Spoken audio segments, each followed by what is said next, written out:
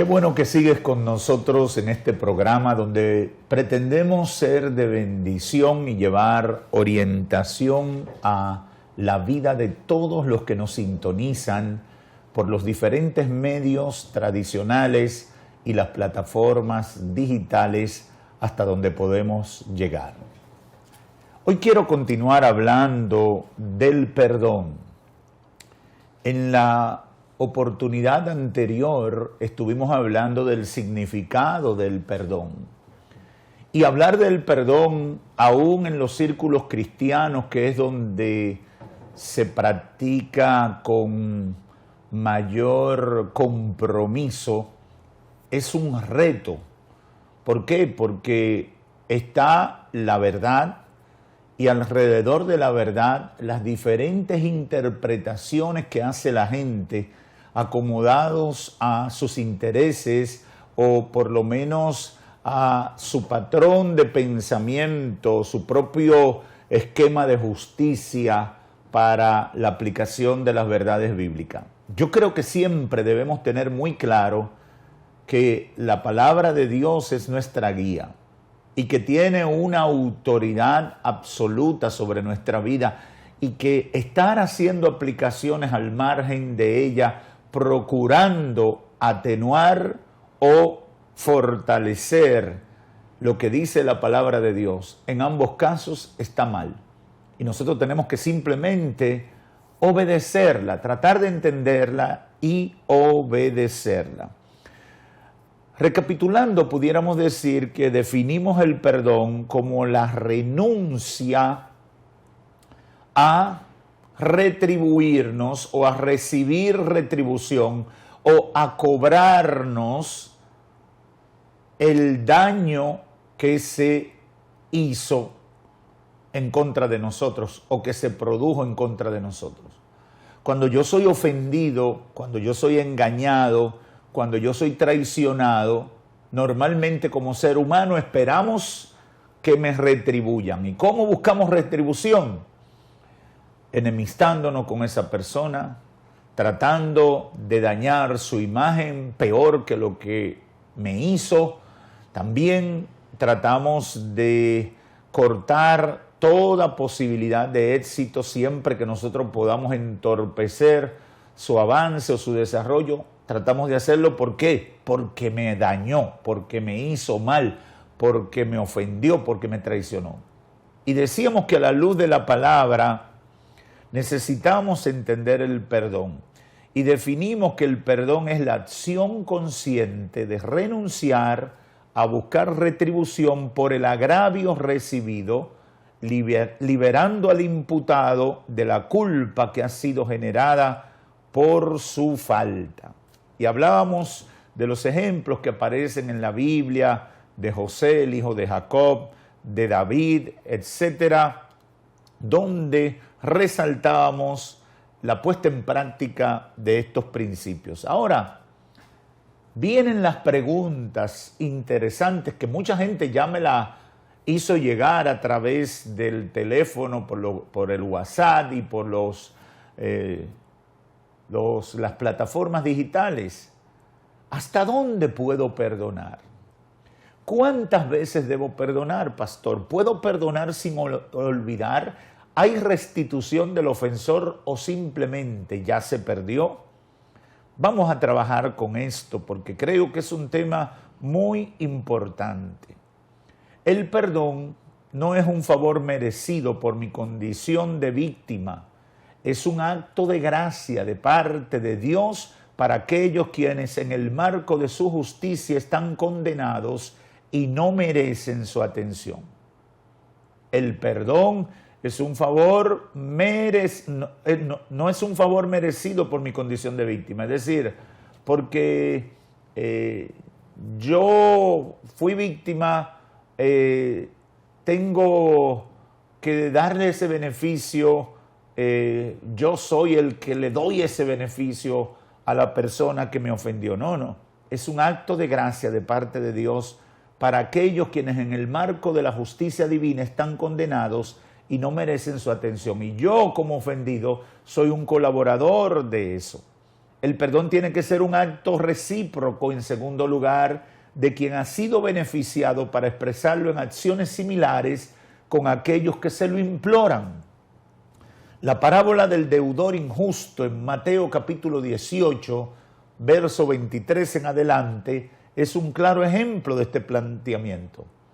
Cuando tú analizas, te das cuenta que para el Señor el perdón es una acción que debo imponer dentro de mi corazón para bendecir aún a nuestros enemigos y adversarios por la única razón de lo que Dios ha hecho por nosotros.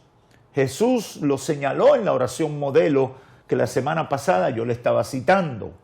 Cuando comienza, Padre nuestro que estás en los cielos, santificado sea tu nombre, venga tu reino. Y dice, perdónanos, como nosotros también perdonamos. Entonces, tenemos que tener claro que el perdón debe ser un acto recíproco. Como yo recibo perdón de Dios, yo estoy obligado a perdonar a los otros. Si yo no recibo el perdón de Dios, quizás yo tuviera algún argumento para no perdonar, pero todos recibimos el perdón de Dios. Dice Pablo, por cuanto todos pecaron, han sido destituidos de la gloria de Dios. Todos somos pecadores y todos hemos recibido el perdón de Dios. Por lo tanto, tenemos que, en consecuencia, ser perdonadores. El perdón en la mente de Dios incluye borrar y olvidarse de la ofensa de nuestro agresor. Eso es difícil, pastor, lo que usted está diciendo. ¿Cómo yo me voy a olvidar lo que esa persona me hizo, que me lastimó tanto, que destruyó mi matrimonio, que destruyó mi economía, mis finanzas, que destruyó a mis hijos, que destruyó mi reputación, que me hizo perder amigos, que me obligó a mudarme de donde yo vivía? El perdón en la mente de Dios, aunque suene duro, difícil, incluye borrar y olvidarse de la ofensa de nuestro agresor. Un pensamiento muy popular en nuestro tiempo es el que dice, yo perdono, pero no olvido. No puede existir, amigo, televidente y oyente, no puede existir el perdón si no se olvida la deuda. No puede existir perdón si no se olvida la agresión, el daño con el cual nos afectaron o con el que hemos sido perjudicados. Cuesta entenderlo, pero es la idea que comunica Dios por medio de su palabra cuando Dios nos perdona a nosotros. Isaías 43, 25 dice, yo soy el que borro tus rebeliones por amor de mí mismo y no me acordaré de tus pecados. Si Dios nos perdona y no se acuerda de nuestros pecados, ¿por qué yo al perdonar tengo que acordarme del pecado del otro? Sigue diciendo en el versículo 22 de Isaías 44, yo deshice como una nube tus rebeliones y como nieblas tus pecados. Vuélvete a mí porque yo te redimí. Redención es pagar y liberar a quien cometió una falta. Hebreos 10:15 al 18 dice, y nos atestigua lo mismo el Espíritu Santo, porque después de haber dicho, este es el pacto que haré con ellos, después de aquellos días, dice el Señor, pondré mis leyes en sus corazones y en sus mentes las escribiré. Y añade, y nunca más me acordaré de sus pecados y transgresiones.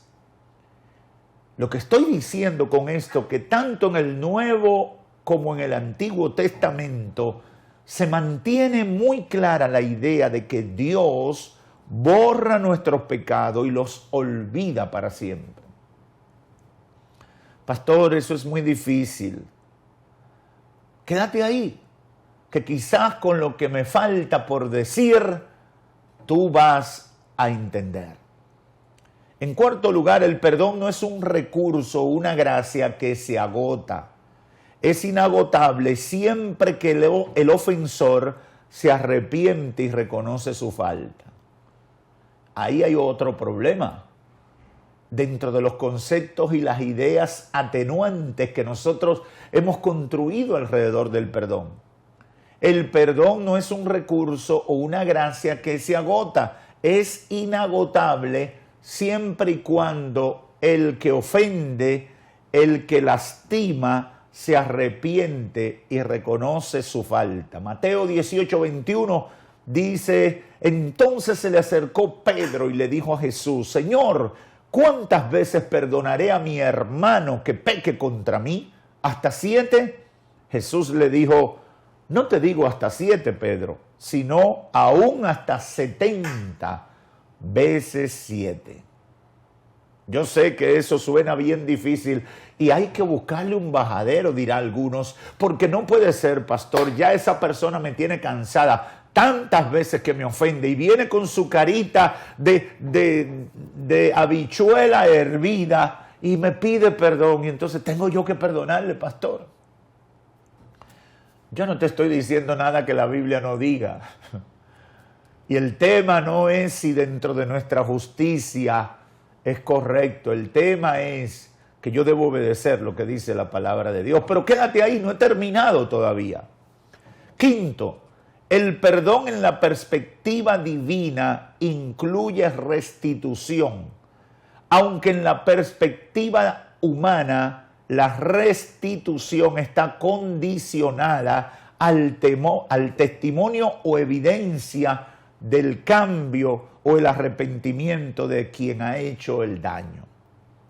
En términos prácticos, desde la perspectiva de Dios, el perdón puede darse inmediatamente y ser pleno, llevar a la restitución, porque hay que diferenciar entre renunciar a cobrarme lo que me hicieron, en renunciar a recibir retribución por el agravio sufrido, y lo otro es la restitución.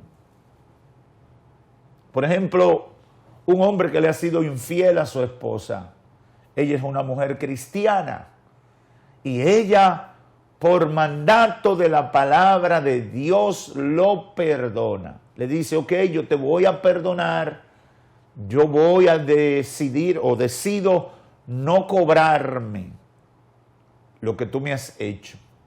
No botarte hoy de esta casa. Decido no tomar ningún tipo de represalia contra ti. Ahora, yo voy a esperar que tú des testimonio del cambio para entonces poder restaurar tu condición de mi esposo. Porque son dos cosas fundamentales que debemos tomar en cuenta en la aplicación del perdón. Yo renuncio a cobrar la deuda. Pero restituirte al lugar donde estabas, eso tomará tiempo. Eso será directamente proporcional al testimonio que des y a qué tan seguro o segura esa persona se sienta con ese testimonio que tú has dado para restaurarte al lugar anterior. ¿Por qué? Porque yo como humano no puedo conocer la sinceridad del arrepentimiento de la persona. El ser humano solamente ve lo que está físicamente evidente, pero no conoce lo que hay en el corazón. En el caso de Dios es diferente, porque Dios, cuando nos perdona, nosotros venimos arrepentidos delante de Él, y Dios sabe si de verdad yo me estoy arrepintiendo. Porque Dios puede escrutar el corazón de los seres humanos. Por eso en la Biblia se advierte tantas veces de que no intentemos engañar a Dios, porque a Dios no lo podemos engañar. Pablo sentencia en la carta a los Gálatas capítulo 6, verso 7, Dios no puede ser burlado. Todo lo que el hombre siembra, eso va a cosechar. Es decir, Dios no puede ser engañado. La gente lo intenta. La gente muchas veces pretende engañar a Dios, pero la Biblia está llena de ejemplos donde los que intentaron engañar a Dios sufrieron el castigo, el duro castigo de la justicia divina. Por tanto, cuando Dios perdona, Dios lo hace a partir de conocer la sinceridad de tu corazón, porque puedes saber lo que hay adentro de ti. Ahora, el ser humano no tiene la capacidad de Dios. El ser humano tiene que llevarse del testimonio, del fruto de arrepentimiento, del cambio de actitud de esa persona, para entonces comenzar un proceso de restauración, comenzar un proceso de reinserción, de restitución, por lo menos cerca de donde estuvo esa persona. Así es la realidad. Esa es la realidad que plantea la palabra del Señor. El que fue ofendido por el agravio debe esforzarse para otorgar el perdón renunciando a la venganza, renunciando a odiar a esa persona, renunciando a hacerle algo tan malo como lo que me hizo. Pero el que ofendió no puede esperar que lo van a restituir instantáneamente. Dios te puede restituir instantáneamente, pero la gente no te puede restituir instantáneamente. Y el problema es que queremos todo el paquete y no queremos sufrir las consecuencias de nuestros errores. Si usted ofendió, si usted traicionó, si usted se comportó con vileza, traicionando a aquel o a esa persona que hizo tanto por usted, entonces usted sepa que aún pidiendo perdón, usted tendrá consecuencias. Y déjeme decirle que hasta en la relación con Dios tenemos consecuencias. Cuando tú le fallas a Dios y te pasa lo que te pasa, ya eso no va a borrarse, aunque tú te arrepientas. Estará ahí esa cicatriz, ¿verdad? Entonces, el que ofende, el que daña, el que comete la falta, perjudicando a otro, debe ser paciente para dar testimonio y debe ocuparse en dar testimonio de manera que sea suficiente para que el agraviado, para que el ofendido te dé otra oportunidad. Debemos estar dispuestos a dar otra oportunidad. Porque si nosotros queremos que el Señor nos dé otra oportunidad, nosotros debemos estar dispuestos a dar otra oportunidad. Porque recuérdese que el tema es que el Señor espera que lo que Él hace con nosotros, nosotros lo hagamos con nuestro prójimo. Si yo no quiero hacerlo con mi prójimo, el Señor no lo hará conmigo. Así que búsquese esa explicación que da Cristo, ¿verdad?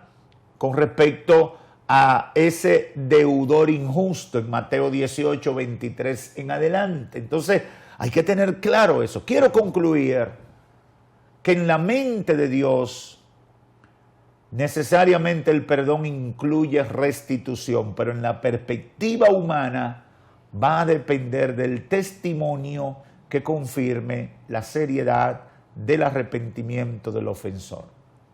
Y esto hay que llevarlo a la familia. Hay muchas familias divididas. Hay muchos hogares divididos. Hay mucho odio y rencor en muchas familias porque no están dispuestos a perdonar. Yo he venido a decirle, es tiempo de disponernos a perdonar y pedirle al Espíritu Santo que nos dé la fuerza para perdonar a ese esposo o a esa esposa que nos traicionó, para perdonar a ese hijo o esa hija que nos faltó el respeto, para perdonar a ese padre o a esa madre que no se comportó adecuadamente. Hay que estar dispuesto a perdonar. No es fácil, duele. A veces pensamos que vamos a morir en el intento, pero cuando lo logras con la ayuda del Espíritu Santo, hay restauración, hay gozo y alegría, y se te quita una carga pesada de tus hombros, tanto en el ofendido como en el ofensor. Así que dispongámonos a perdonar. Vamos a esforzarnos por perdonar. Vamos a luchar por perdonar. Y el Señor nos va a ayudar. Y si la persona que te dañó es sabio, se ocupará de dar frutos de arrepentimiento para lograr una adecuada restitución. Señor, gracias.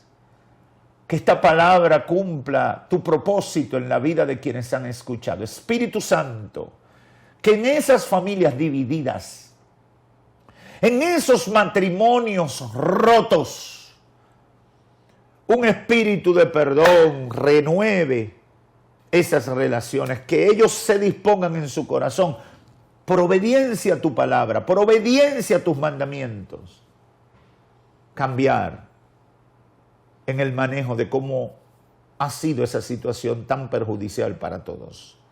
Dale fuerza al ofendido para perdonar y restituir. Señor, y dale fuerza al ofensor para humillarse, soportar las consecuencias y ser pacientes, dando fruto de arrepentimiento en busca de la restitución. Ayúdalos, Espíritu Santo, en el nombre de Jesús. Amén y amén.